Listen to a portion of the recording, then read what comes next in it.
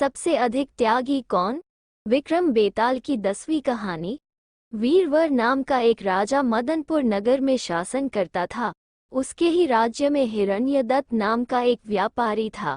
व्यापारी की एक रूपवती कन्या थी जिसका नाम मदनसेना था।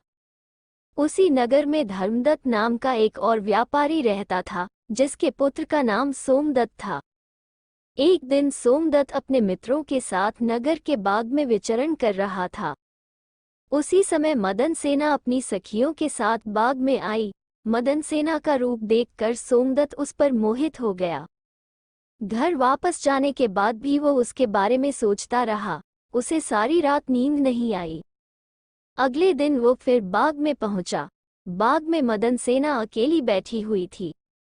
सोमदत्त उसके पास गया और अपना प्रेम व्यक्त करते हुए बोला, सुंदरी, मैं तुमसे प्रेम करता हूँ। तुम्हारा प्रेम मुझे ना मिला तो मैं जीवित ना रहूंगा। मदनसेना का कुछ ही दिनों में विवाह होने वाला था।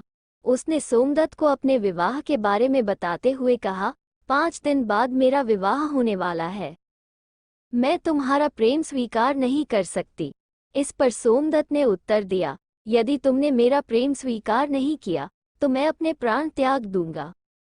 ये सुनकर मदनसेना भयभीत हो गई और सोमदत्त से बोली, मेरा विवाह तय है, जो होकर ही रहेगा। मेरा विवाह होने दो। अपने पति के पहले मैं तुमसे मिलने आऊंगी।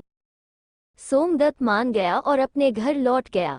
मदनसेना भी अपने घर लौट गई, लेकिन वो बहुत भयभीत थी।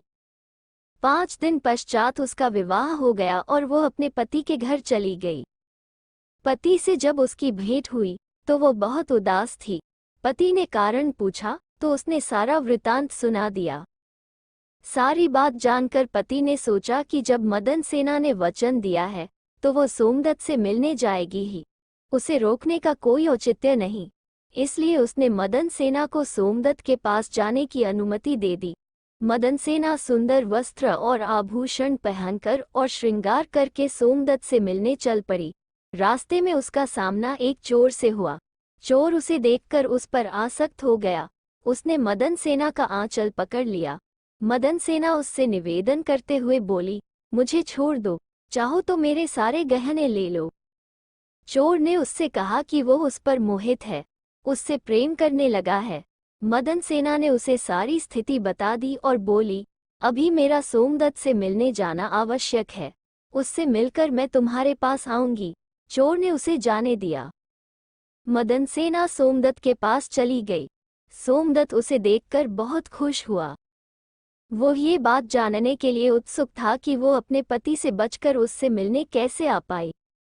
उसने मदनसेना से पूछा, तुम अपने पति से बचकर कैसे आ गई? मदनसेना ने सारी बात बता दी। सब कुछ जानकर सोमदत्त मदनसेना के पति से बहुत प्रभावित हुआ और उसने मदनसेना को पति के पास वापस जाने को कहा। मदनसेना वापस जाने लगी। रास्ते में उसे वही चोर मिला। चोर को भी उसने सारी बात बता दी। चोर भी सारी बात जानकर बहुत प्रभावित हुआ और स्वयं उसे उसके घर तक छोड़ आया। इस प्रकार मदनसेना सोमदत्त और उस चोर से बचकर वापस अपने पति के पास आ गई और सुखी सुखी अपने पति के साथ जीवन व्यतीत करने लगी। कहानी सुनाकर बेताल ने राजा विक्रम से पूछा, राजन, मदनसेना के पति धर्मदत्त और चोर में से कौन अधिक त्यागी है? यदि तुमने जानते हुए भी उत्तर नहीं दिया तो तुम्हारे सिर के टुकड़े टुकड़े हो जाएंगे। राजा विक्रम बोला, सबसे अधिक त्यागी चोर है। मदनसेना के पति ने उसे अवश्य जाने दिया, किंतु ये जानकर कि मदनसेना का दूसरे पुरुष के प्रति रुझान है, वो उसे अवश्य त्याग देता। सोमदत्त का हृदय परिवर्तित हो गया या किंचित वह भयभीत हो गया कि कहीं मदनसेना का पति राजा से शिकायत कर उसे दंड न दिला दे। किंतु चोर का किसी को पता नहीं था, उसे किसी बात का भय भी नहीं था। फिर भी उसने मदनसेना को छोड़ दिया, इसलिए सबसे अधिक त्यागी चोर है। विक्रम का उत्तर सुनकर बेताल ने कहा, सही कहा राजन, लेकिन तुम बोले और मैं चला। बेताल विक्रम के कंधे से उड़ गया और शमशान में जाकर उसी पेड़ पर जा लटका। तो दोस्तों, आपको ये कहानी कैसी लगी? अगर वीडियो अच्छी लगी तो चैनल को लाइक, कमेंट, सब्सक्राइब जरूर करें।